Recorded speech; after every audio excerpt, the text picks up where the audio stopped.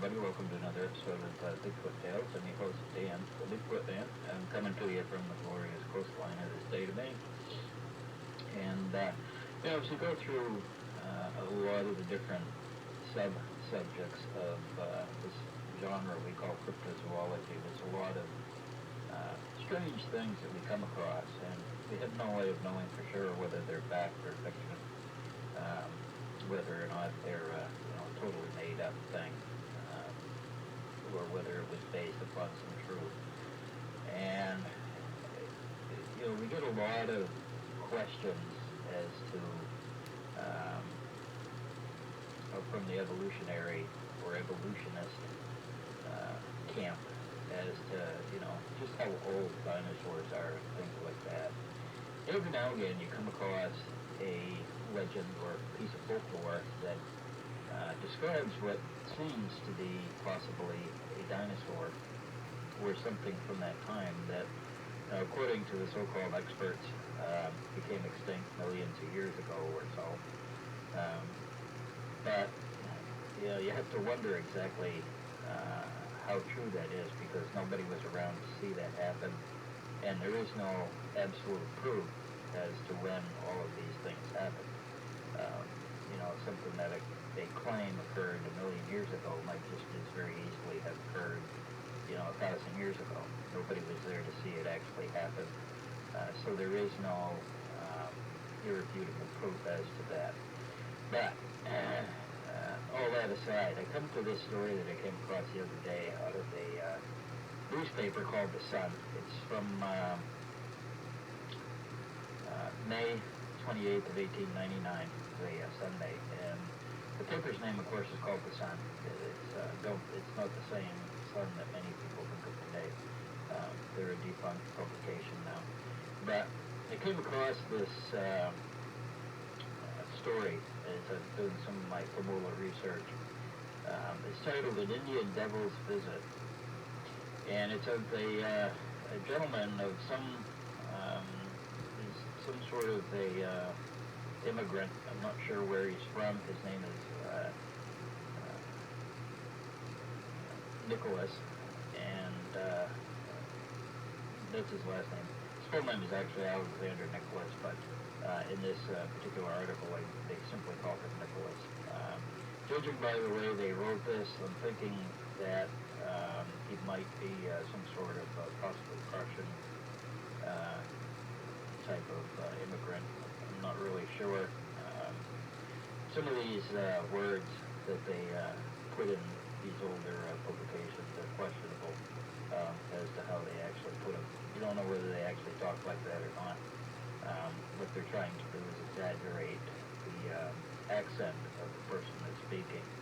And when these old writers did that, they sometimes can put a different voice to the words that are on paper than what they would have in real life. But at any rate, we're going to talk today a little bit about saber-toothed tiger, and did they actually become extinct millions of years ago, or hundreds of thousands of years ago, or however some book-bound archaeologist or wants to claim it was. It's really hard to tell again because nobody was there to see it happen. However, let me just go into this article. It's titled "An Indian Devil's Visit."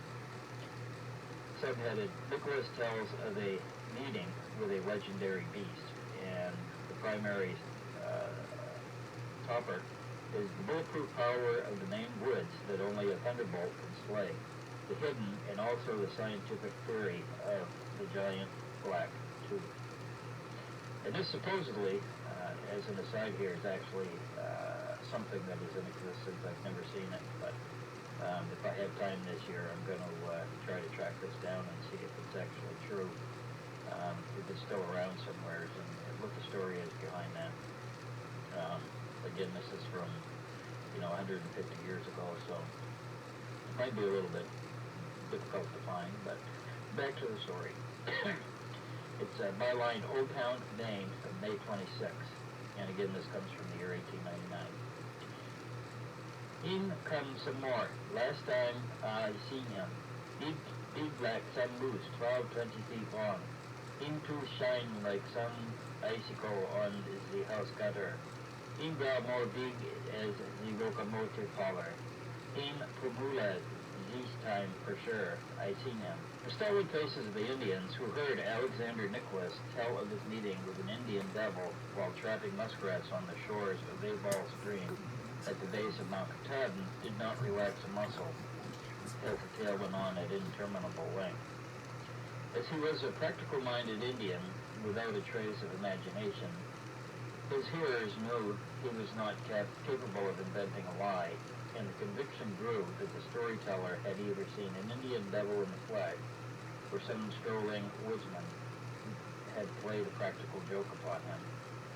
As well as he can remember, the animal appeared to him on a May night, coming within 10 rods of the campfire, near which he was sitting skinning muskrats. As nearly as he could intimate, the visitor was fully 15 feet long from tip to tip. He was not a panther, because panthers are of the color of fresh iron rust, while the collar was prettily barred with stripes of slate gray and brown. What convinced him that the beast was an Indian devil was the presence of 4 long white tusks that protruded from the animal's mouth and shone like polished ivory. In all the traditions of the tribe, the men who had seen Indian devils had lived to tell about it, and described them as having great pointed tusks nearly a foot long. I'm skiing him musquash and smoking pipe, said Alex as he continued to tell. By, I'll hit skiing scene, maybe 10 and look out. But I see, you think, mongrel, in all bar, set out upon in tail, back some dog, and let them chop so seem hungry. What I'm do? What you do? You been there, hey? I throw in 1 musquash, what I scheme. Him pick him up and eat him like some sausage. Of course I throw in some more and some more after them. Which Pomoola eat him all. Voila, musquash what I scheme all gone. Pomoola, him no more. Musquash skin pay 25 cents at the store. Alex scheme not bring muching nowhere. Musquash scheme mine lawns. I hit get. My skiing Pomoola is pretty damn quick. I throw him musquash, but I don't yet skiing, and by Pomoola him go away. I go away too, like I scared, and don't want stop. Real, I greet home. What you say now, hey? Indian traditions that have been handed down in book-grown tales for centuries differ as to the size, coloring, and general habitats of the Indian devil, but all unite in declaring that he has 4 long, incurved canine teeth that hang outside his mouth, giving the creature a most ferocious look. The Abnaki story asserts that a pair of these animals, who are bullet and arrow-proof, and defy all weapons except the thunderbolt, live on the steep side of Mount Katahdin, where they kill and eat moose and other large game, taking a sunburned brave or a squaw by way of a dessert whenever one happens to be nearby. As for the whites, an Indian devil will not taste of their flesh. Therefore, while a few Indians have survived a meeting with Pomoola, no Caucasian has ever seen one. A century ago, when the Old Town tribe contained more than 1,000 souls, Pomoola took 5 or 6 Indians as toil every year.